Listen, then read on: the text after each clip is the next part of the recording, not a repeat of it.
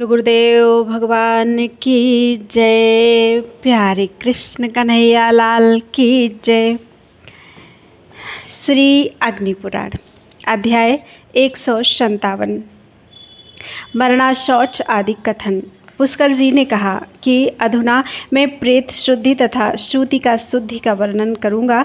सपिंडों में अर्थात मूल पुरुष की 7वीं पीढ़ी तक की संतानों में मरना शौच 10 दिन तक रहता है, जनना शौच भी इतने ही दिन तक रहता है। हे भगवान परशुराम जी, यह ब्राह्मणों के लिए अशौच की बात बतलाई गई। क्षत्रिय 12 दिनों में, वैश्य 15 दिनों में तथा शूद्र 1 मास में शुद्ध होता है। यहाँ उस शूद्र के लिए कहा गया है जो अनुलोमज हो, अर्थात जिसका जन्म उच्च जातीय अथवा सजातीय पिता से हुआ हो। स्वामी को अपने गृह में जितने दिन का अशौच लगता है, सेवक को भी उतने ही दिन का लगता है। क्षत्रिय, वैश्य तथा शूद्रों को भी जनना शौच 10 दिन का ही होता है। हे भगवान परशुराम जी, ब्राह्मण, क्षत्रिय, वैश्य तथा शूद्र इसी क्रम से शुद्ध होते हैं। किसी किसी के मत में वैश्य तथा शूद्र के जनना शौच की निवृत्ति 15 दिनों में होती है। यदि बालक दांत निकलने के पहले ही मर जाए तो उसके जनना शौच की सद्यः शुद्धि मानी गई है। दांत निकलने के बाद चूड़ाकरण से पहले तक की मृत्यु में 1 रात का अशौच होता है। यज्ञोपवीत के पहले तक 3 रात का तथा तत्पश्चात 10 रात का अशौच बतलाया गया है। 3 वर्ष से कम का शूद्र बालक यदि मृत्यु को प्राप्त हो तो 5 दिनों के बाद उसके अशौच की निवृत्ति होती है। 3 वर्ष के बाद मृत्यु होने पर 12 दिन बाद शुद्धि हो जाती है तथा 6 वर्ष व्यतीत होने के पश्चात उसके मरण का शौच 1 मास के बाद निवृत्त होता है। कन्याओं में जिनका मुंडन नहीं हुआ है उनके मरना शौच की शुद्धि 1 रात में होने वाली मानी गई है, और जिनका मुंडन हो चुका है उनकी मृत्यु होने पर उनके बंधु बांधव 3 दिन बाद शुद्ध होते हैं। जिन कन्याओं का विवाह हो चुका है उनकी मृत्यु का अशौच पितृकुल को नहीं प्राप्त होता। जो स्त्रियां पिता के गृह में संतान को जन्म देती हैं उनके उस जनना शौच की शुद्धि 1 रात में होती है, परंतु स्वयं सूतिका 10 रात में ही शुद्ध होती है, इसके पहले नहीं। यदि विवाहित कन्या पिता के गृह में मृत्यु को प्राप्त हो जाए तो उसके बंधु बांधव निश्चय ही 3 रात में शुद्ध हो जाते हैं। समान अशौच को पहले निवृत्त करना चाहिए और असमान अशौच को बाद में, ऐसा ही धर्मराज का वचन है। परदेश में रहने वाला पुरुष यदि अपने वंश में किसी के जन्म या मरण होने का समाचार सुने तो 10 रात में जितना समय शेष हो उतने ही समय तक उसको अशौच लगता है। यदि 10 दिन व्यतीत होने पर उसको कथित समाचार का ज्ञान हो तो वह 3 रात तक अशौच युक्त रहता है, तथा यदि 1 वर्ष व्यतीत होने के बाद उपरोक्त बातों की जानकारी हो तो केवल स्नान मात्र से शुद्धि हो जाती है। नाना और आचार्य के मरने पर भी 3 रात तक अशौच रहता है। हे भगवान परशुराम जी, यदि स्त्री का गर्भ गिर जाए तो जितने मास का गर्भ गिरा हो उतनी रातें बीतने पर उस स्त्री की शुद्धि हो जाती है। सपिंड ब्राह्मण वंश में परना शौच होने पर उस वंश के सभी लोग सामान्य रूप से 10 दिन में शुद्ध हो जाते हैं। क्षत्रिय 12 दिन में, वैश्य 15 दिन में और शूद्र 1 मास में शुद्ध होते हैं। प्रेत या पितरों के श्राद्ध में उनको आसन देने से लेकर अर्घ्यदान तक के कर्म करके उनके पूजन के पश्चात जिस समय परिवेषण होता है तत्पश्चात सपात्रक कर्म में वहां ब्राह्मण भोजन कराया जाता है। यह ब्राह्मण पितरों के प्रतिनिधि होते हैं। अपात्रक कर्म में ब्राह्मणों का प्रत्यक्ष भोजन नहीं होता। जो भी पितर सूक्ष्म रूप से उस अन्न को ग्रहण करते हैं उसके भोजन के बाद वह स्थान उच्छिष्ट समझा जाता है। क्षत्रिय 12 दिन में, वैश्य 15 दिन में और शूद्र 1 मास में शुद्ध होते हैं। प्रेत या पितरों के श्राद्ध में उनको आसन देने से लेकर अर्घ्यदान तक के कर्म करके उनके पूजन के पश्चात जिस समय परिवेषण होता है तत्पश्चात सपात्रक कर्म में वहाँ ब्राह्मणों को भोजन कराया जाता है। यह ब्राह्मण पितरों के प्रतिनिधि होते हैं। अपात्रक कर्म में ब्राह्मणों का प्रत्यक्ष भोजन नहीं होता तो भी पितर सूक्ष्म रूप से उस अन्न को ग्रहण करते हैं। उनके भोजन के बाद वह उच्छिष्ट समझा जाता है। उस उच्छिष्ट के सन्निकट ही वेदी बनाकर उसका संस्कार करके उसके ऊपर कुश बिछाकर उन कुशों पर ही पिंड निवेदन करना चाहिए।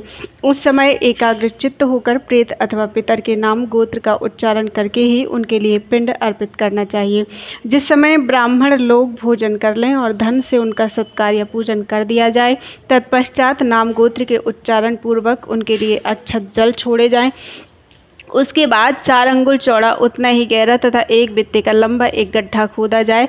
भगवान परशुराम वहां 3 विकर्ष अर्थात सूखे कंडों के रखने के स्थान बनाए जाएं और उनके सन्निकट 3 जगह अग्नि प्रज्वलित की जाए। उनमें क्रमशः सोमाय स्वाहा, बहनये स्वाहा तथा यमाय स्वाहा मंत्र बोलकर सोम, अग्नि तथा यम के लिए संक्षेप से 4-4 या 3-3 आहुतियाँ देनी चाहिए। सभी वेदियों पर सम्यक विधि से आहुति देनी चाहिए। फिर वर्षा पहले की ही भांति पृथक पृथक पिंडदान करना चाहिए। अन्न, दही, मधु तथा उड़द से पिंड की पूर्ति करनी चाहिए। यदि वर्ष के अंदर अधिक मास हो जाए तो उसके लिए 1 पिंड अधिक देना चाहिए, अथवा 12 मास के सारे मासिक श्राद्ध द्वादशाह के दिन ही पूरे कर दिए जाएं। यदि वर्ष के भीतर अधिक मास की संभावना हो तो द्वादशाह श्राद्ध के दिन ही उस अधिक मास के निमित्त 1 पिंड अधिक दे दिया जाए। संवत्सर पूर्ण हो जाने पर श्राद्ध को सामान्य श्राद्ध की ही भांति संपादित करना चाहिए। सपिंडीकरण श्राद्ध में प्रेत को अलग पिंड देकर बाद में उसी की 3 पीढ़ियों के पितरों को 3 पिंड संप्रदान करना चाहिए। इस तरह इन चारों पिंडों को बड़ी एकाग्रता के साथ अर्पित करना चाहिए। हे भृगुनंदन, पिंडों का पूजन और दान करके पृथ्वी ते पात्रम ये समाना इत्यादि मंत्रों की पाठपूर्वक यथोचित कार्य निष्पादन करते हुए प्रेत पिंड के 3 टुकड़ों को क्रमशः पिता, पितामह और प्रपितामह के पिंडों में जोड़ देना चाहिए। इससे पहले इसी तरह प्रेत के अर्घ्य पात्र का पिता आदि के अर्घ्य पात्रों में मेलन कराना चाहिए। पिंड मेलन तरफ पात्र मेलन का यह कर्म पृथक पृथक करना उचित है। शूद्र का यह श्राद्ध कर्म मंत्रहीन करने का विधान है। स्त्रियों का सपिंडीकरण श्राद्ध भी उसी समय इसी तरह उपरोक्त विधि से करना चाहिए। पितरों का श्राद्ध प्रति वर्ष करना चाहिए, परंतु प्रेत के लिए शानोदक कुंभदान 1 वर्ष तक करना चाहिए। वर्षा काल में गंगा जी की सिक्ता धारा की संभव है गणना हो जाए, परंतु अतीत पितरों की गणना कदापि संभव नहीं है। काल निरंतर गतिशील है, उसमें कभी स्थिरता नहीं आती, इसलिए कर्म अवश्य करना चाहिए। प्रेत पुरुष देवत्व को प्राप्त हुआ हो या यातना स्थान अर्थात नरक में पड़ा हो, वह किए गए श्राद्ध को वहाँ अवश्य पाता है। इसलिए मनुष्य प्रेत के लिए अथवा अपने लिए शोक ना करते हुए ही उपकार अर्थात श्राद्ध आदि कर्म करना चाहिए। जो लोग पर्वत से कूदकर, आग में जलकर, गले में फांसी लगाकर या पानी में डूबकर मरते हैं, ऐसे आत्मघाती और पतित मनुष्यों के मरने का अशौच नहीं लगता। जो बिजली गिरने से या युद्ध में अस्त्रों के आघात से मरते हैं, उनके लिए भी यही बात है। यति अर्थात सन्यासी, व्रती अर्थात ब्रह्मचारी, राजा, कारीगर और यज्ञ दीक्षित पुरुष तथा जो राजा की आज्ञा का पालन करने वाले हैं, ऐसे लोगों को भी अशौच नहीं प्राप्त होता है। ये यदि प्रेत की शव यात्रा में गए हों तो भी स्नान मात्र कर लें, इतने से ही उनकी शुद्धि हो जाती है। मैथुन करने पर और जलते हुए शव का धुआं लग जाने पर तत्काल स्नान का विधान है। मरे हुए ब्राह्मण के शव को शूद्र द्वारा किसी तरह भी न उठवाया जाए। इसी तरह शूद्र के शव को ब्राह्मण द्वारा कदापि न उठवाएं, क्योंकि वैसा करने पर दोनों को ही दोष लगता है। अनाथ ब्राह्मण के शव को ढोकर अंत्येष्टि कर्म करने के लिए ले जाने पर मनुष्य स्वर्गलोक का भागी होता है। अनाथ प्रेत का दाह करने के लिए काष्ठ या लकड़ी देने वाला मानव संग्राम में विजय पाता है। अपने प्रेत बंधु को चिता पर स्थापित एवं दग्ध कर उचित चिता की अपशव्य परिक्रमा करके समस्त भाई बंधु सवस्त्र स्नान करें और प्रेत के निमित्त 3-3 बार जलांजलि दें। गृह के दरवाजे पर जाकर पत्थर पर पैर रखकर हाथ पैर धो लें। अग्नि में अक्षत छोड़ें और नीम की पत्ती चबाकर गृह के अंदर प्रवेश करें। वहां उस दिन सबसे अलग पृथ्वी पर चटाई आदि बिछाकर सोवें। जिस ग्रह का शव जलाया गया हो उस ग्रह के लोग उस दिन खरीद कर मंगाया हुआ स्वतः प्राप्त हुआ आहार ग्रहण करें। 10 दिनों तक प्रतिदिन एक एक के हिसाब से पिंडदान करना चाहिए। 10वें दिन एक पिंड देकर बाल मडमाकर मनुष्य शुद्ध होता है। 10वें दिन विद्वान पुरुष सरसों और तिल का अनुलेप लगाकर जलाशय में गोता लगाए और स्नान के पश्चात दूसरा नवीन वस्त्र धारण करना चाहिए। जिस बालक के दांत ना निकले हों उसके मरने पर या गर्भस्राव होने पर उसके लिए ना तो दाह संस्कार करना चाहिए और ना जलांजलि देना चाहिए। शवदाह के पश्चात चौथे दिन अस्थि संचय करना चाहिए। अस्थि संचय के पश्चात अंग स्पर्श का विधान है। इस प्रकार महापुराणों में श्रेष्ठ श्री विष्णु वामपाद स्वरूप कृष्ण द्वैपायन भगवान व्यास कृत अग्नि महापुराण अंतर्गत आगत विषयों का विवेचन संबंधी 157वां अध्याय पूरा हुआ। बोलो वृंदावन बिहारी लाल की जय। अध्याय 158 गर्भस्राव आदि अशौच निरूपण। पुष्कर जी ने कहा कि अधुना मैं मनु आदि महर्षियों के मत के अनुसार गर्भस्राव जनित अशौच का वर्णन कर रहा हूँ। चौथे मास के स्राव तथा 5वें छठे मास के गर्भपात तक यह नियम है कि जितने महीने पर गर्भ स्खलन हो उतनी ही रात्रियों के द्वारा अथवा 3 रात्रियों के द्वारा स्त्रियों की शुद्धि हो जाती है। 7वें मास से 10 दिन का अशौच होता है। प्रथम से तीसरे मास तक के गर्भस्राव के लिए 3 रात तक की अशुद्धि रहती है। क्षत्रिय के लिए 4 रात्रि, वैश्य के लिए 5 दिन तथा शूद्र के लिए 8 दिन तक अशौच का समय है। 7वें मास से अधिक होने पर सबके लिए 12 दिनों की अशुद्धि हो जाती है। यह अशौच केवल स्त्रियों के लिए कहा गया है। तात्पर्य यह है कि माता ही इतने दिनों तक अशुद्ध रहती है। पिता की शुद्धि तो स्नान मात्र से हो जाती है। जो सपिंड पुरुष है उनको 6 मास तक सद्यः शौच तत्काल शुद्धि रहता है। उनके लिए स्नान भी आवश्यक नहीं है, परंतु 7वें और 8वें मास के गर्भपात में सपिंड पुरुषों को भी त्रिरात्र अशौच लगता है। जितने समय में दांत निकलते हैं उतने मास तक यदि बालक की मृत्यु हो जाए तो उस सपिंड पुरुषों को तत्काल शुद्धि प्राप्त होती है। चूड़ाकरण के पहले मृत्यु होने पर उनको 1 रात का अशौच लगता है।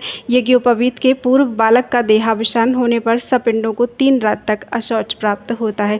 इसके बाद मृत्यु होने पर सपिंड पुरुषों को 10 रात का अशौच लगता है। दांत निकलने के पूर्व बालक की मृत्यु होने पर माता पिता को 3 रात का अशौच प्राप्त होता है। जिसका चूड़ाकरण ना हुआ हो उस बालक की मृत्यु होने पर भी माता पिता को उतने ही दिनों का अशौच प्राप्त होता है। 3 वर्ष से कम की आयु में ब्राह्मण बालक की मृत्यु हो और चूड़ाकरण ना हुआ हो तो सपिंडों की शुद्धि 1 रात में होती है। क्षत्रिय बालक के मरने पर उसके सपिंडों की शुद्धि 2 दिन पर, वैश्य बालक के मरने पर उसके सपिंडों की 3 दिन पर और शूद्र बालक की मृत्यु हो तो उसके सपिंडों की 5 दिन पर शुद्धि हो जाती है। शूद्र बालक यदि विवाह के पहले मृत्यु को प्राप्त हो तो उसको 12 दिन का अशौच लगता है। जिस अवस्था में ब्राह्मण 3 रात का अशौच देखा जाता है उसी में शूद्र के लिए 12 दिन का अशौच लगता है। क्षत्रिय के लिए 6 दिन और वैश्य के लिए 9 दिनों का अशौच लगता है। 2 वर्ष के बालक का अग्नि द्वारा दाह संस्कार नहीं होता। उसकी मृत्यु होने पर उसको धरती में गाड़ देना चाहिए। उसके लिए बांधवों को उदक क्रिया अर्थात जलांजलि दान नहीं करना चाहिए, अथवा जिसका नामकरण हो गया हो या जिसके दांत निकल आए हों उसका दाह संस्कार तथा उसके निमित्त जलांजलि दान करना चाहिए। उपनयन के पश्चात बालक की मृत्यु हो तो 10 दिन का अशौच लगता है। जो प्रतिदिन अग्निहोत्र तथा तीनों वेदों का स्वाध्याय करता है ऐसा ब्राह्मण 1 दिन में ही शुद्ध हो जाता है। जो उससे हीन और हीनतर है अर्थात जो 2 अथवा 1 वेद का स्वाध्याय करने वाला है उसके लिए 3 एवं 4 दिन में शुद्ध होने का विधान है। जो अग्निहोत्र कर्म से हीन है वह 5 दिन में शुद्ध होता है। जो केवल ब्राह्मण नामधारी है, वेदाध्ययन या अग्निहोत्र नहीं करता, वह 10 दिन में शुद्ध होता है। गुणवान ब्राह्मण 7 दिन पर शुद्ध होता है, गुणवान क्षत्रिय 9 दिन में, गुणवान वैश्य 10 दिन में और गुणवान शूद्र 20 दिन में शुद्ध होता है। सामान्य ब्राह्मण 10 दिन में, सामान्य क्षत्रिय 12 दिन में, सामान्य वैश्य 15 दिन में और सामान्य शूद्र 1 मास में शुद्ध होता है। गुणों की अधिकता होने पर यदि दिन का अशौच प्राप्त हो तो वह 3 ही दिन तक रहता है। 3 दिनों तक का शौच प्राप्त हो तो वह 1 ही दिन रहता है तथा 1 दिन का अशौच प्राप्त हो तो उसमें तत्काल ही शुद्धि का विधान है। इसी तरह सभी जगह ऊहा कर लेनी चाहिए। दास, छात्र, भृत्य और शिष्य ये यदि अपने स्वामी अथवा गुरु के साथ रहते हों तो गुरु अथवा स्वामी की मृत्यु होने पर इन सभी को स्वामी एवं गुरु के कुटुंबीजनों के समान ही पृथक पृथक अशौच लगता है।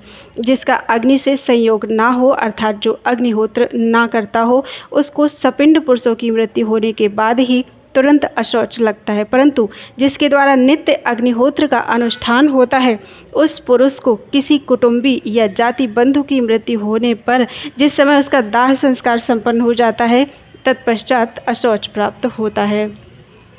सभी वर्ण के लोगों को अशौच का 1/3 समय बीत जाने पर शारीरिक स्पर्श का अधिकार प्राप्त हो जाता है। इस नियम के अनुसार ब्राह्मण आदि वर्ण क्रमशः 3, 4, 5 या 10 दिन के अनंतर स्पर्श करने के योग्य हो जाते हैं। ब्राह्मण आदि वर्णों का अस्थि संचय क्रमशः 4, 5, 7 तथा 9 दिनों पर करना चाहिए।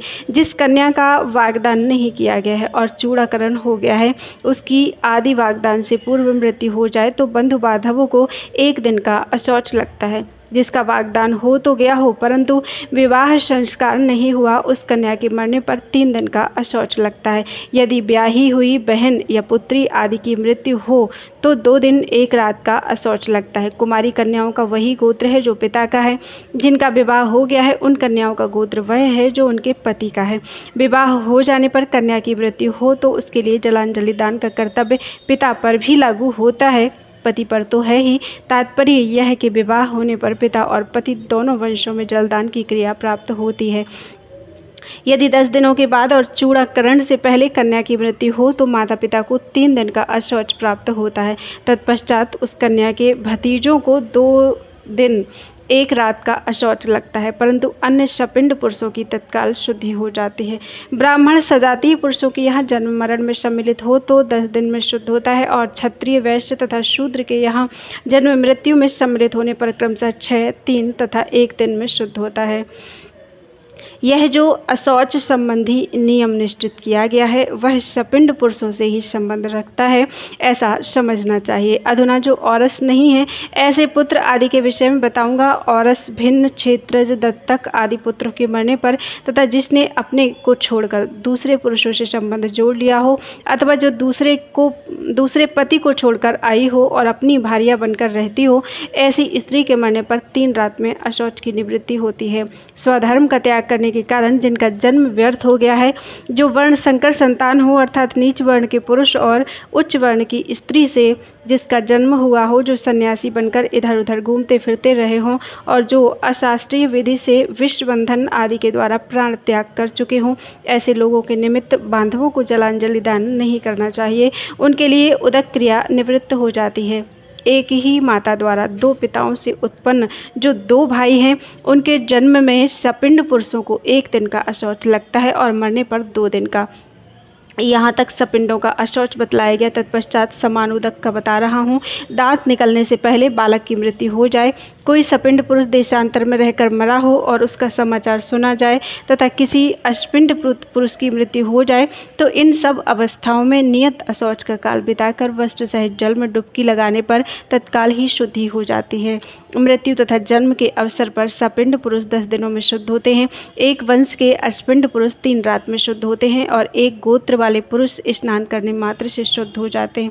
7वीं पीढ़ी में सपिंड भाव की निवृत्ति हो जाती है और 14वीं पीढ़ी तक समानोदक संबंध भी समाप्त हो जाता है। किसी के मत में जन्म और नाम का स्मरण न रहने पर अर्थात हमारे वंश में अमुक पुरुष हुए थे, इस तरह जन्म और नाम दोनों का ज्ञान न रहने पर समानोदक भाव निवृत्त हो जाता है। इसके बाद केवल गोत्र का संबंध रह जाता है। जो दशाह बीतने से पहले प्रदेश में रहने वाले किसी जाति बंधु की मृत्यु का समाचार सुन लेता है उसको दशाह में जितने दिन शेष रहते हैं उतने ही दिन का अशौच लगता है। दशाह बीत जाने पर कथित समाचार सुने तो 3 रात का अशौच प्राप्त होता है। वर्ष बीत जाने पर कथित समाचार ज्ञात हो तो जल का स्पर्श करके ही मनुष्य शुद्ध हो जाता है। मामा, शिष्य, ऋत्विक तथा बांधव जनों के मरने पर 1 दिन 1 रात और 1 दिन का अशौच लगता है। मित्र, दामाद, पुत्री के पुत्र, भांजे, साले और साले के पुत्र के मरने पर स्नान मात्र करने का विधान है। नानी, आचार्य तथा नाना की मृत्यु होने पर 3 दिन का अशौच लगता है। दुर्भिक्ष अर्थात अकाल पड़ने पर समूचे राष्ट्र के ऊपर संकट अपने पर आने पर, आपत्ति विपत्ति पड़ने पर तत्काल शुद्धि कही गई है। यज्ञकर्ता, व्रतपरायण, ब्रह्मचारी, दाता तथा ब्रह्मवेत्ता की तत्काल ही शुद्धि हो जाती है। दान, यज्ञ, विवाह, युद्ध तथा देशव्यापी विप्लव के समय भी सद्यः शुद्धि ही बतलाई गई है। महामारी आदि उपद्रव में मरे हुए का अशौच भी तत्काल ही निवृत्त हो जाता है। राजा, गौ तथा ब्राह्मण द्वारा मारे गए मनुष्यों की और आत्मघाती पुरुषों की मृत्यु होने पर भी तत्काल ही शुद्धि की गई है। जो असाध्य रोग से युक्त एवं स्वाध्याय में भी असमर्थ है, उसके लिए भी तत्काल शुद्धि का ही विधान है। जिन महापापियों के लिए अग्नि और जल में प्रवेश कर जाना प्रायश्चित बतलाया गया है, उनका वह मरण आत्मघात नहीं है। जो स्त्री अथवा पुरुष अपमान, क्रोध, स्नेह, तिरस्कार या भय के कारण गले में बंधन, फांसी लगाकर किसी तरह प्राण त्याग देते हैं, उनको आत्मघाती कहते हैं। वह आत्मघाती मनुष्य 1,00,000 वर्ष तक अपवित्र नरक में निवास करता है। जो अत्यंत वृद्ध है, जिसे शौच का भी ज्ञान नहीं रह गया है, वह यदि प्राण त्याग करता है तो उसका अशौच 3 दिन तक रहता है। उसमें प्रथम दिन दाह, दूसरे दिन अस्थि संचय, तीसरे दिन जलदान तथा चौथे दिन श्राद्ध करना चाहिए। जो बिजली अथवा अग्नि से मरते हैं, उनके अशौच से सपिंड पुरुषों की 3 दिन में शुद्धि हो जाती है।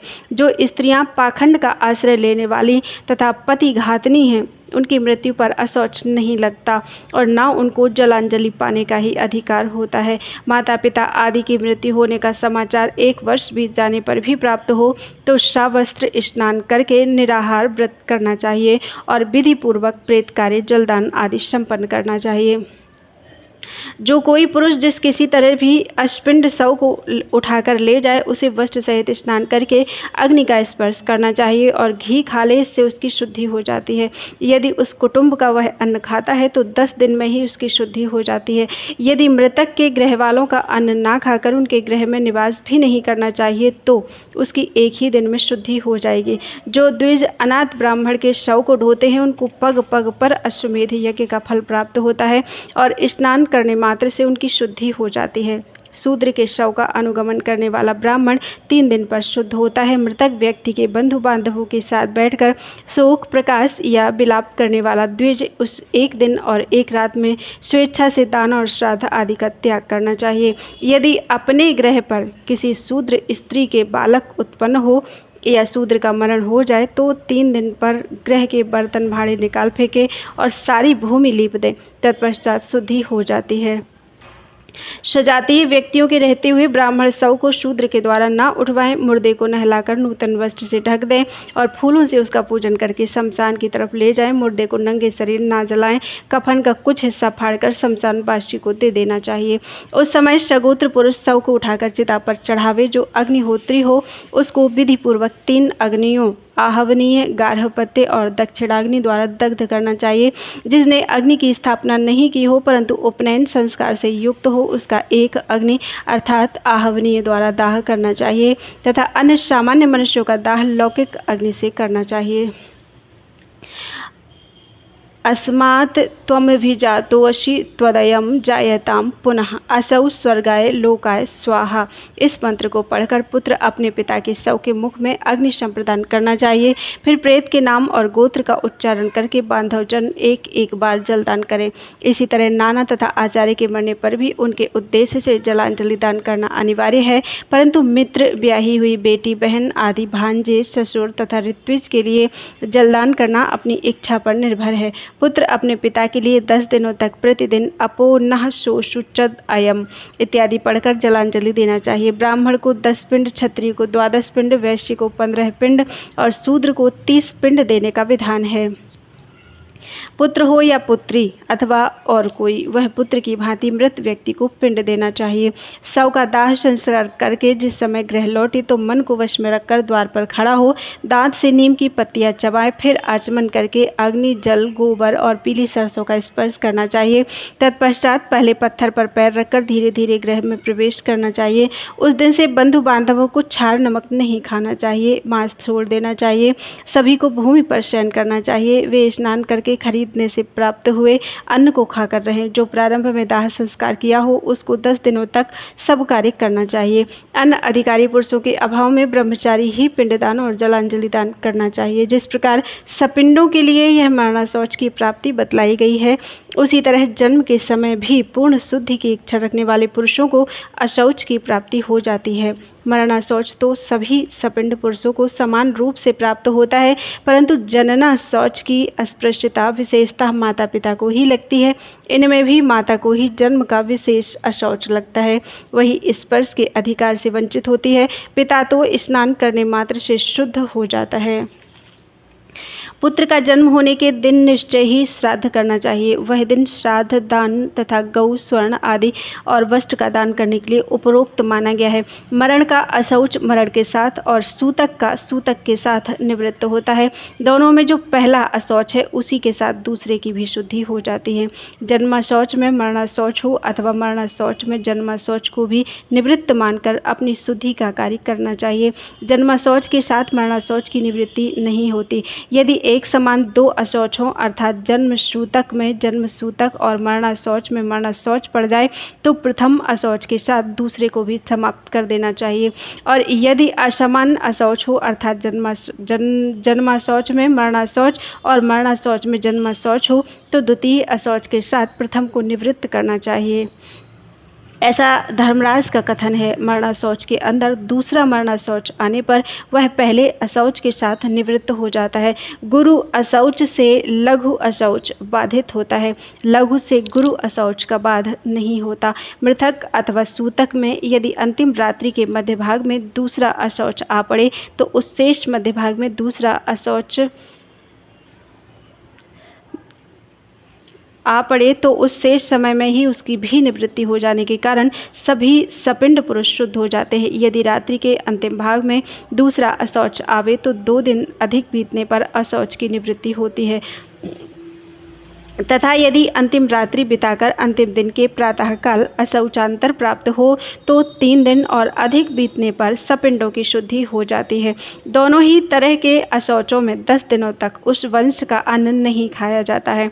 अशौच में दान आदि का भी अधिकार नहीं रहता है। अशौच में किसी के यहाँ भोजन करने पर प्रायश्चित करना चाहिए। अनजान में भोजन करने पर पातक नहीं लगता। जानबूझकर खाने वाले को 1 दिन का अशौच प्राप्त होता है। इस प्रकार महापुराणों में श्रेष्ठ श्री विष्णु वामपाद स्वरूप कृष्ण द्वैपायन भगवान व्यास कृत अग्नि महापुराण अंतर्गत आगत विषयों का विवेचन संबंधी 158वां अध्याय पूरा हुआ। बोलो वृंदावन बिहारी लाल की जय। अध्याय 159 असंस्कृत आदि की शुद्धि। पुष्कर जी ने कहा, मृतक का दाह संस्कार हुआ हो या नहीं, यदि श्रीहरि विष्णु का स्मरण किया जाए तो उससे उसको स्वर्ग और मोक्ष दोनों की ही प्राप्ति हो सकती है। मृतक की अस्थियों को गंगा में प्रवाहित करने से मृतक का अभ्युदय होता है। मनुष्य की अस्थियां जब तक गंगा के जल में स्थित रहती हैं तब तक उसका स्वर्गलोक में निवास होता है। आत्मत्यागी तथा पतित मनुष्यों के लिए यद्यपि पिंडोदक क्रिया का विधान नहीं है, तब भी गंगा के जल में उनकी अस्थियों को डालना भी उनके लिए हितकारक ही है। उनके उद्देश्य से दिया हुआ अन्न और जल आकाश में लीन हो जाता है। पतित प्रेत के प्रति महान अनुग्रह करके उसके लिए नारायण बलि करनी चाहिए, इससे वह उस अनुग्रह के फल को भोगता है। कमल के समान नेत्र वाले भगवान श्री हरि विष्णु अविनाशी हैं, इसलिए उन्हें जो कुछ अर्पित किया जाता है उसका विनाश नहीं होता। भगवान जनार्दन जीव का पतन से त्राण और अर्थात उद्धार करते हैं, इसलिए वे ही दान के सर्वोत्तम पात्र हैं। निश्चय ही नीचे गिरने वाले जीवों को भी भोग और मोक्ष संप्रदान करने वाले एकमात्र भगवान श्री हरि विष्णु ही हैं। संपूर्ण जगत के मनुष्य एक दिन मृत्यु को प्राप्त करने वाले हैं, ऐसा सोचकर सदा अपने सच्चे सहायक धर्म का अनुष्ठान करना चाहिए। पतिव्रता पत्नी को छोड़कर दूसरा कोई बंधु बांधव मरकर भी मरे हुए मनुष्य के साथ नहीं जा सकता, क्योंकि यमलोक का मार्ग सबके लिए भिन्न भिन्न है। जीव कहीं भी क्यों न जाए, एकमात्र धर्म ही उसके साथ जाता है। जो कार्य कल करना है उसे आज ही कर लेना चाहिए, जिसे दोपहर बाद करना है उसे पहले ही पहर में कर लेना चाहिए, क्योंकि मृत्यु इस बात की प्रतीक्षा नहीं करती कि इसका कार्य पूर्ण हो गया है अथवा नहीं। व्यक्ति खेती बाड़ी बाजार हाट तथा घर गृहस्थी में फंसा होता है, उसका मन अन्यत्र लगा होता है। इसी दशा में जैसे असावधान भेड़ को सहसा भेड़िया आकर उठा ले जाता है, वैसे ही मृत्यु मनुष्य को लेकर चल देती है। काल के लिए ना तो कोई प्रिय है और ना कोई द्वेष का पात्र है। आयुष्य तथा प्रारब्ध कर्म क्षीण होने पर वह हठात जीव को हर लेती है। जिसका काल नहीं आया है वह सैकड़ों बाणों से आहत होने पर भी मृत्यु को प्राप्त नहीं करता, तथा जिसकी मृत्यु निकट है वह कुश के अग्रभाग से भी छू जाए तो भी जीवित नहीं रहता। जो मृत्यु से ग्रस्त है उसे औषधि और मंत्र आदि नहीं बचा सकते। जैसे बछड़ा गायों के झुंड में अपनी माँ के समीप पहुँच जाता है, उसी तरह पूर्व जन्म का किया हुआ कर्म जन्मांतरों में भी कर्ता को अवश्य ही प्राप्त हो जाता है।